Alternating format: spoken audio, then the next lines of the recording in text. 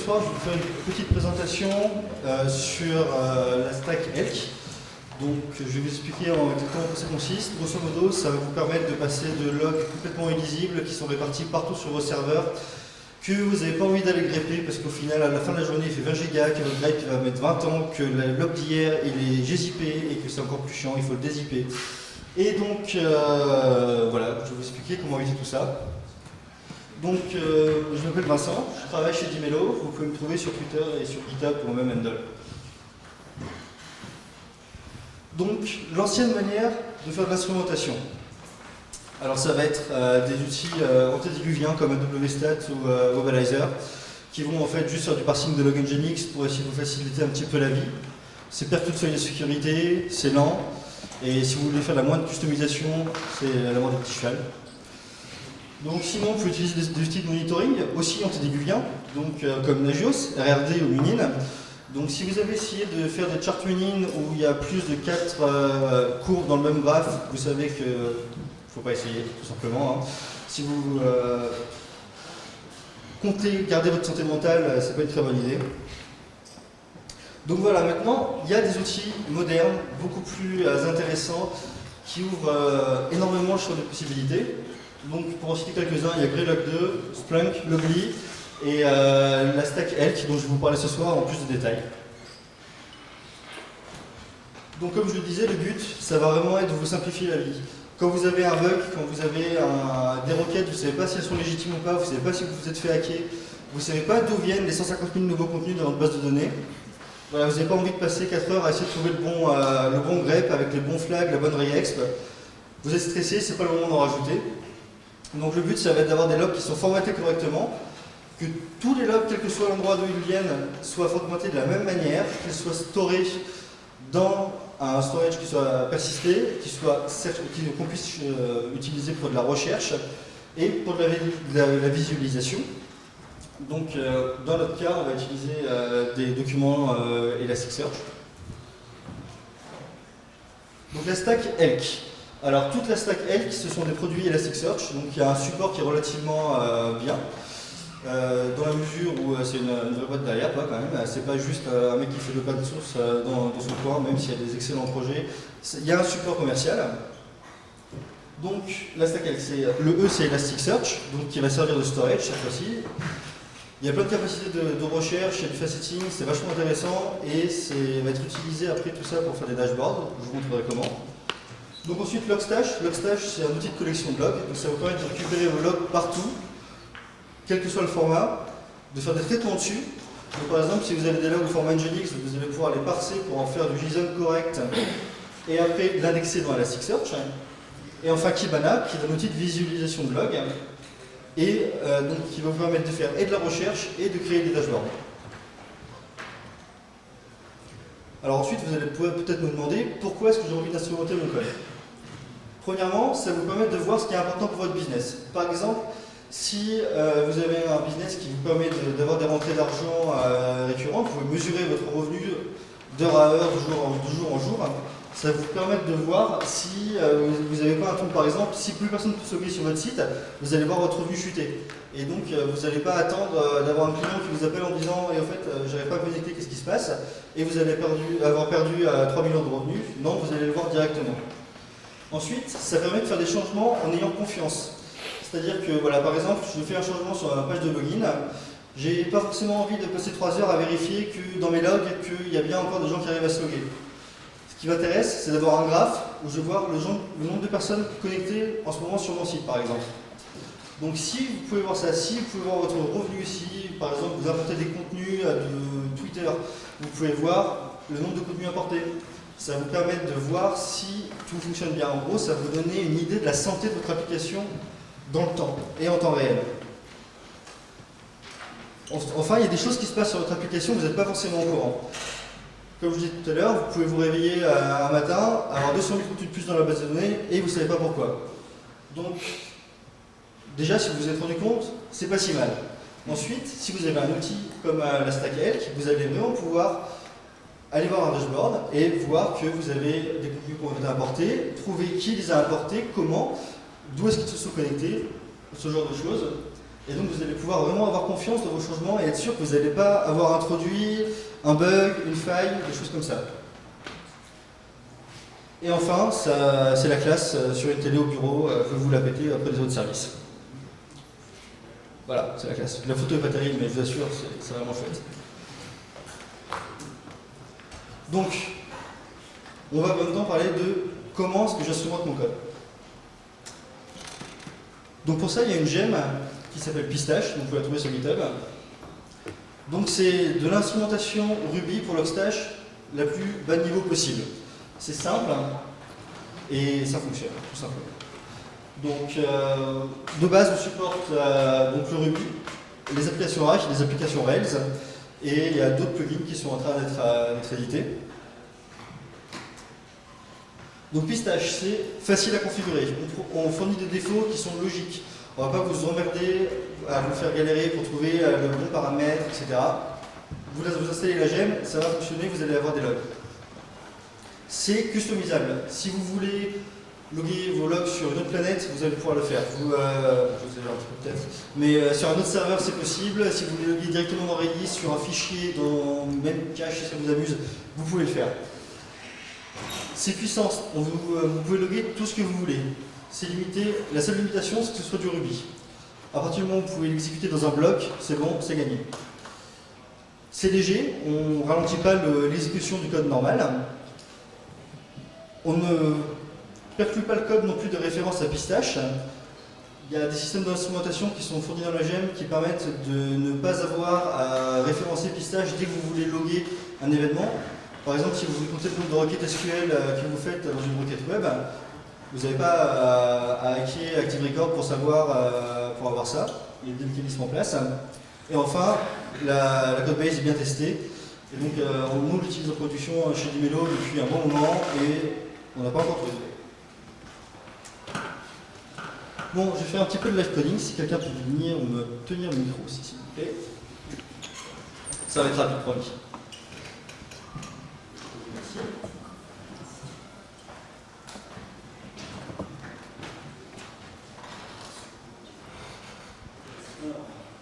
Ça c'est bon là Alors donc là j'ai une application. Hop là. Génial. Voilà, on m'avait prévenu, ça allait merder et forcément j'ai pas écouté. Ça m'apprendra. Voilà, à l'ancienne. Alors donc là j'ai une application Rails qui est toute bête. Hein. C'est une application, vous allez voir, qui est vraiment d'avant-garde. C'est un blog. Vous n'avez jamais vu ça de votre vie. Voilà.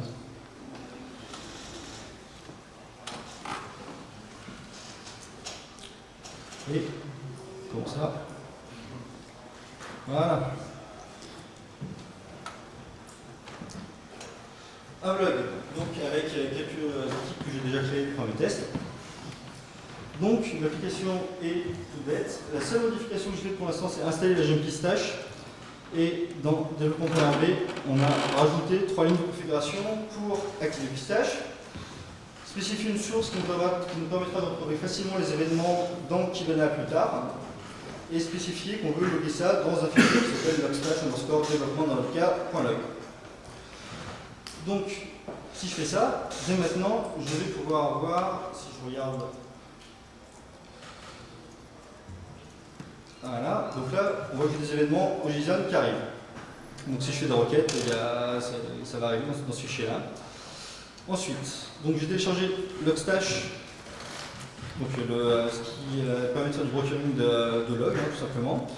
J'ai fait une configuration minimale. Donc je dis de lire les logs dans un fichier qui s'appelle Logstash Development. Je dis que les événements sont du JSON et que je veux que mes événements soient couchés dans un petit serveur Elasticsearch MB, tout simplement. Donc, hop, je vais lancer Kibana.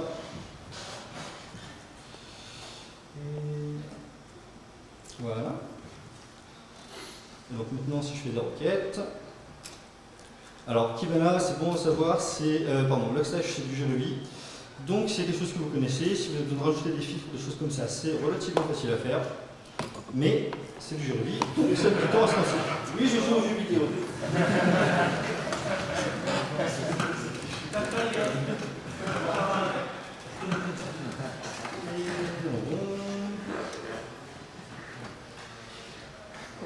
Alors, quand je dis que ça met du temps à se lancer, c'est pas une blague. Voilà.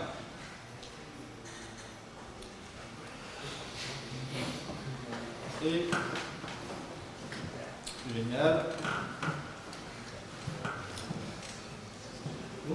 Bon, je ne vais pas perdre de temps là-dessus. C'est un repo GitHub, donc je vais le pusher et je vous donnerai la version qui fonctionne. La prochaine fois, j'écouterai mon boss. Grosso modo, ce qu'il fallait retenir, c'est que quand ça fonctionne, c'est facile à instrumenter. Le but c'était juste de vous montrer les éléments classiques et de rajouter un petit élément custom qui était donc, le nom de l'auteur d'un nouvel article sur un blog et ensuite donc, dans un dashboard de sortir un widget qui permettait de voir le nombre de posts de blog créés par auteur. Donc nous comment est-ce qu'on utilise ça chez Dimelo? Alors, donc, comme Adrien l'a expliqué tout à l'heure, on est une boîte qui est éditeur logiciel, on fait des applications SaaS pour ce CRM. Donc on a principalement des gros clients, ce qui nous oblige contractuellement à avoir des SLA. Si le site, l'application n'est pas up à 100%, on a des problèmes. Et donc si quelque chose se passe mal, on a besoin de le savoir et on a besoin de le savoir avant que le client n'appelle. Donc chez nous, tout ça tient sur, en fait c'est relativement simple, notre infrastructure. Sur chaque serveur, on a un process Logstash qui va agréger les logs qu'on trouve dans les fichiers et les pusher dans Redis. Ensuite, sur nos serveurs Elasticsearch, on a deux serveurs Elasticsearch qui vont couper les événements Logstash depuis Redis pour les insérer dans Elasticsearch. Et donc on a un cluster Elasticsearch avec 10 Go de mémoire, ce qui n'est pas de trop. Quand, comme nous, en fait, on fait quelques centaines d'événements par seconde logués. Donc tout est logué chez nous, ça va de la requête web, la requête API, les jobs, le temps passé dans la requête SQL, le temps passé dans Solr, le nombre de contenus qu'on importe, tout est là vraiment. Ça fait pas mal il faut savoir que ça peut générer beaucoup d'index. Donc typiquement chez nous c'est 6,5 Go de log par jour à peu près, en moyenne. Donc ça veut dire qu'il faut avoir des mesures en place pour pouvoir limiter ça. Typiquement nous on garde que 30 jours de log, le reste on le touche sur Amazon Glacier pour garder de l'espace. Donc voilà, c'est le genre de dashboard que vous pouvez avoir avec la stack Elk et en utilisant Pistache pour vous faciliter la vie pour l'instrumentation. Donc en haut par exemple on peut voir le nombre de contenus créés, supprimés, le nombre de messages privés qui ont été envoyés par nos plateformes. À droite, donc là c'est la partie WebSocket, on peut voir le nombre d'utilisateurs connectés en live sur n'importe laquelle de nos plateformes à un moment donné.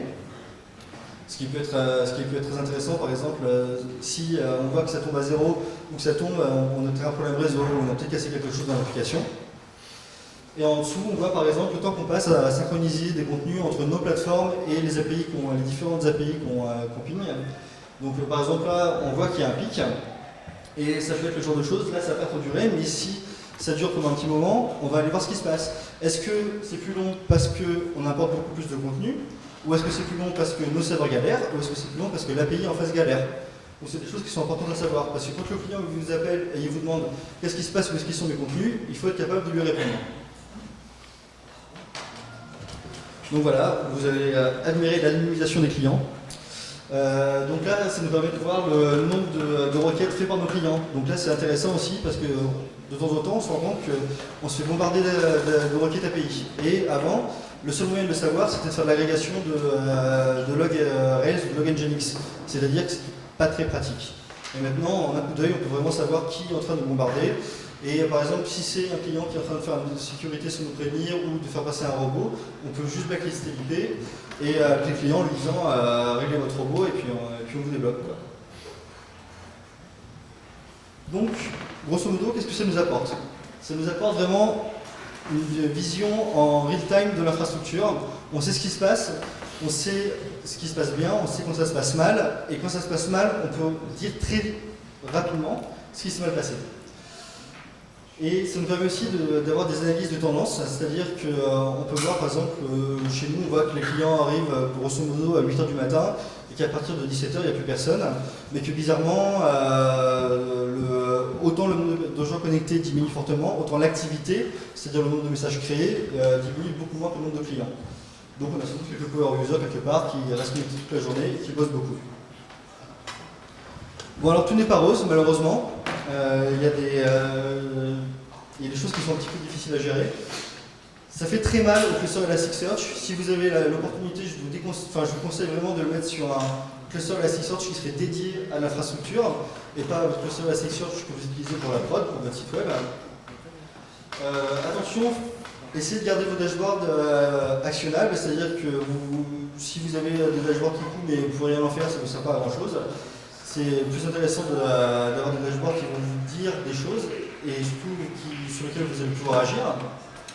Comme je vous le disais auparavant, oubliez l'historique long terme. D'une part, ça va bombarder la sécurité de requêtes si vous essayez d'avoir des datas sur plus de 30 jours et ça prend énormément de place.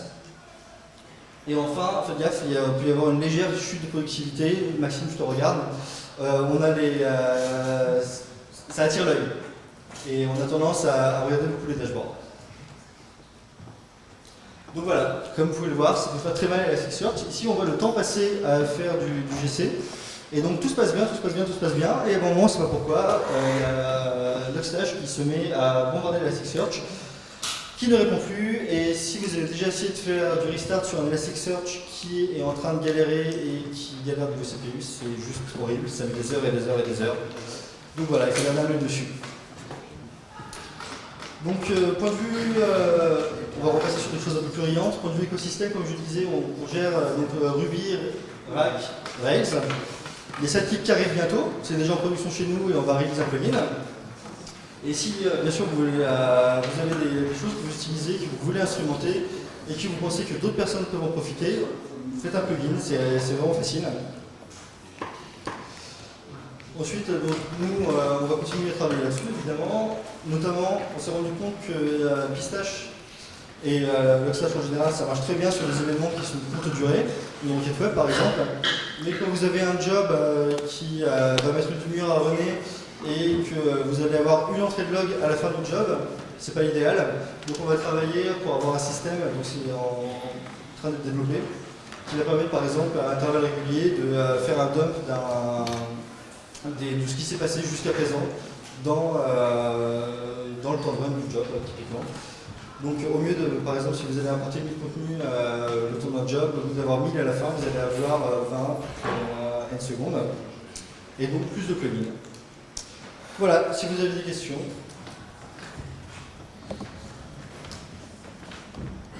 Du coup, j'ai deux questions. La première question, c'est dans la stack. Est-ce que tu peux expliquer à quoi c'est Redis? Et la deuxième question, c'était est-ce que chez Dimulo, vous servez de Elk pour monitorer, enfin pour avoir le log des machines de l'apprend en elle-même?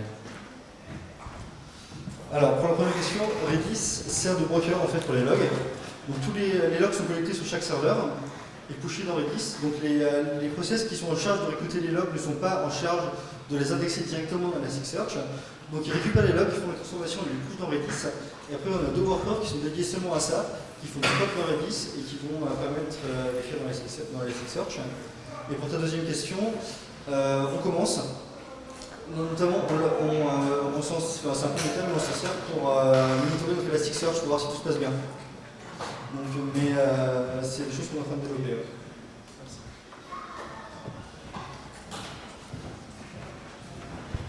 Ce que j'aimerais savoir, est-ce que c'est la seule façon de monitorer justement les API? Est-ce qu'il y a Neuralink qui fait ça aussi assez bien, sans passer par les logs? Alors la grosse différence, ça va être le niveau de customisation en fait. C'est-à-dire que Neuralink, c'est très bien. Si on a une application Rails relativement classique, on met Neuralink et ça marche. Quoi. On a des dashboards qui ont une très directement. En revanche, le jour où on va ajouter des données à ces dashboards, où on veut plotter des choses vraiment particulières, ou le jour où voilà, tu vois ton revenu dans Neuralink, bah, c'est très compliqué. Quoi. Tu peux mettre des custom parameters qui vont être récupérés, mais de là, les mettre dans les dashboards. Et au final, tu vas avoir une instrumentation Neuralink qui va blotter. Je pense que Neuralink, c'est un très bon outil. Voilà, c'est pas forcément la panacée dans ce cas-là. Je pense que si tu veux faire du custom, c'est plus adapté en tout cas. Et aussi, si tu veux pas que tes données aillent chez Neuralink, typiquement, s'il y a des choses que tu veux garder chez toi, c'est la seule solution. Moi, je voudrais savoir au niveau, dans le code, est-ce qu'il y a beaucoup d'appels spécifiques à Pistache, au système de log, et est-ce que les log rails classiques sont interprétés par défaut? Alors par défaut, non, les log rails classiques ne sont pas interprétés. Donc auparavant, il y avait une gemme qui existe toujours d'ailleurs, qui s'appelle Logstasher, qui est des QRails, et donc qui typiquement, en fait, son but c'était de remplacer le log rails. Pour Pistache, c'est pas du tout le but. Je pense que le log rails c'est quelque chose d'utile pour avoir le détail. Voilà, tu vas avoir tes codes dans l'ordre, etc. C'est très pratique. En revanche, si on fournit des défauts, c'est-à-dire si tu as une application Rails et que tu mets Pistache, de base, tu vas avoir à la fin de chaque requête, tu vas avoir le statut de ta requête, tu vas avoir le endpoint qui a été appelé, la route, le contrôleur, l'action, le current user si tu veux le rajouter, toutes ces choses-là. Donc, qui vont permettre d'avoir très rapidement en fait, un niveau d'instrumentation qui sera déjà bénéficiable. Je ne sais pas si j'ai répondu à ta question. Non, oui, ça répond à ma question. Mais est-ce que la force d'ajouter des données ou des appels pour loguer, est-ce que ça va pas un impact quand même au niveau des performances? Alors typiquement, on fait un seul appel en fait, au final pour loguer. On log à la fin de la requête. En gros, ce qu'on fait, c'est qu'on exporte on expose un store. Tu mets ce que tu veux dans le store le temps de la requête. Nous, on met des choses dedans par défaut. Tu mets ce que tu veux dedans dans la requête. Et à la fin, dès qu'on sort en fait, du bloc Pistache, on log. Et en plus, là, c'est du log, c'est l'écriture dans un fichier. Quoi. Donc c'est difficilement plus rapide. Donc, alors, nous, on écrit dans un fichier, puis il y a un worker, il y a un process Logstash qui lui va lire le fichier. Comme ça, c'est découplé. Par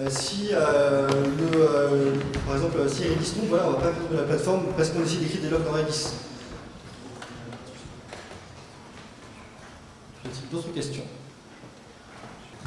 Alors moi j'ai une remarque, déjà cette stack est super utile et pas que pour les devs, on peut faire un business assez tricky avec, il faut toujours y penser, ça peut servir à vendre la stack. Deuxième chose, vous utilisez Logstash Forwarder ou pas encore chez Vimeo? Et pourquoi si pas encore? Tu peux me rappeler ce que c'est?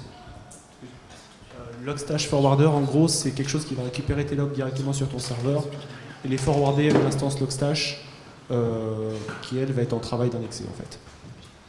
D'accord, en fait, nous tout simplement on utilise la configuration qui est pushée par Logstash en fait sur leur site, qui est donc d'avoir une configuration distribuée avec des process qui sont publishers et des consumers en fait.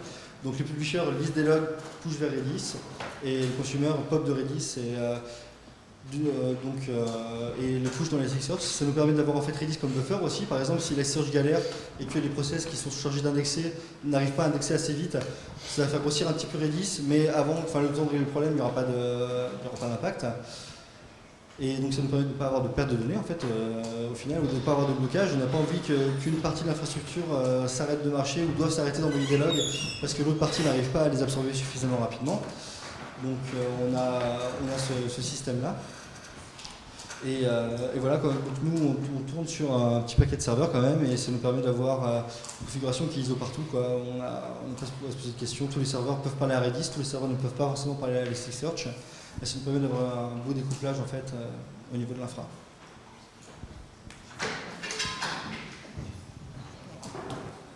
D'autres questions? Merci beaucoup.